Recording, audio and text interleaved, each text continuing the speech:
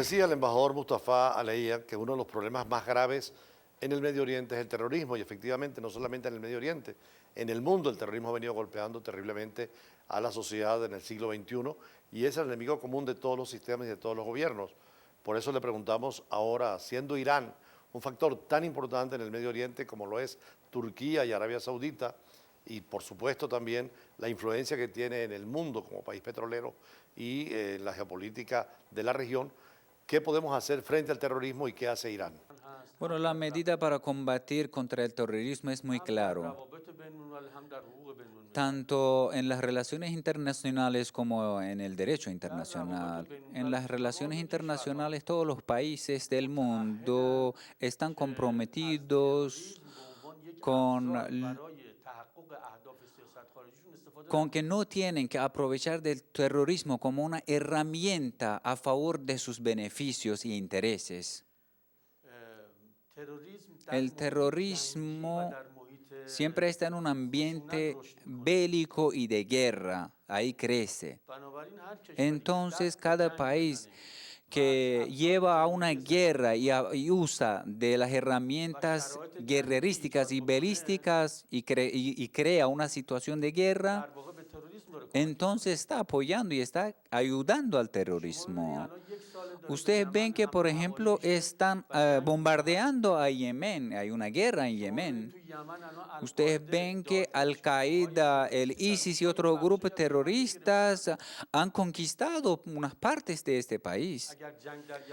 Si no existiera una guerra en Yemen, nunca creciera en este país el terrorismo. Entonces los países no tienen que preparar las condiciones para el crecimiento del terrorismo, no tienen que usarla para sus políticas exteriores al terrorismo. Pero lo que se ve en derecho internacional, que los países tienen que evitar el financiamiento al terrorismo o el apoyo logístico. Y no solo tienen que evitar de ayudar, también tienen que luchar y combatir contra los grupos y los países que están apoyando y financiando. Ahora, al margen del tema, digamos, de la guerra de Yemen y de Siria, se habla de un arco chiita y de un arco sunita, un arco chiita que comienza en Irán, pasaría por Siria, estaría en Irak, tiene expresiones en el Líbano con el Hezbollah, y una fuerza sunita en las monarquías del Golfo y en los gobiernos, y se dice que al margen del terrorismo hay también una confrontación de dos modos de ver la política y la economía. Irán ahora estaría dispuesto a conversar más, a proponer esa paz entre los grandes grupos, sobre todo Arabia Saudita e Irán. Bueno, yo les voy a decir un punto, mencionar un punto de forma definitiva. La comunidad iraquí y la comunidad siria en Irán, en Medio Oriente, los chiitas y los sunitas siempre han convivido como hermanos en esta región en toda la vida. La naturaleza de esta guerra que existe en la región no es entre chiitas o sunitas. Hay algunos países que piensan que una guerra artificial y falsa entre los chiitas y sunitas están creando ese pensamiento. Por ejemplo, la República Islámica de Irán como un país chiita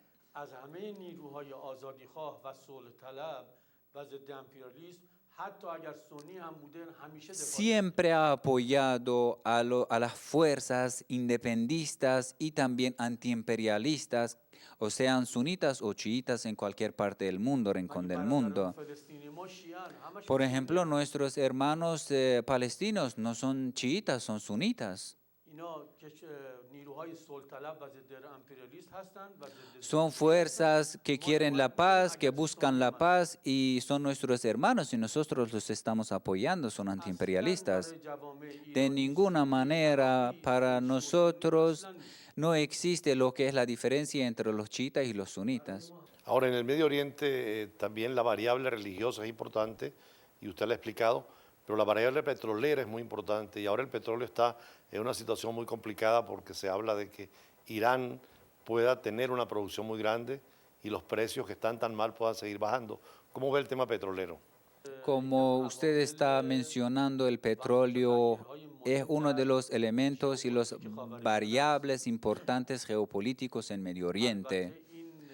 Por supuesto, este elemento geopolítico variante antes era mucho más importante, pero ahora con la creación y también el descubrimiento de otras fuentes de energía, y entonces no tiene el mismo valor que antes como un variante, pero todavía es uno de los variantes importantes. Pero sobre el precio del petróleo, una de las razones importantes para que se desplomara el precio del petróleo es la exportación del petróleo por parte de algunos países de mucho más de la cuota que tienen.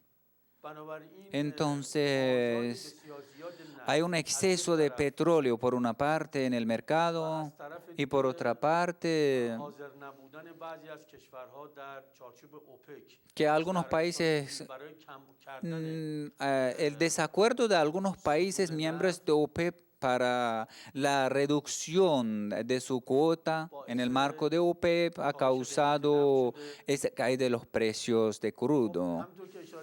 Como usted mencionó, Irán después del levantamiento de las sanciones entonces va a poder exportar su cuota petrolera, pero Irán, la política de Irán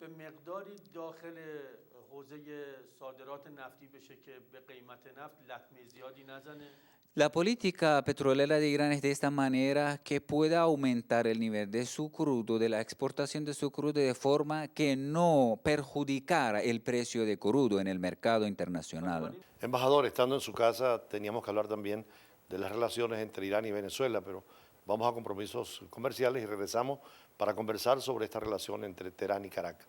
Ya regresamos en estas visitas a las casas y a las residencias, a las oficinas de los embajadores acreditados ante el gobierno venezolano. Todos embajadores amigos de nuestro gobierno y de nuestro pueblo.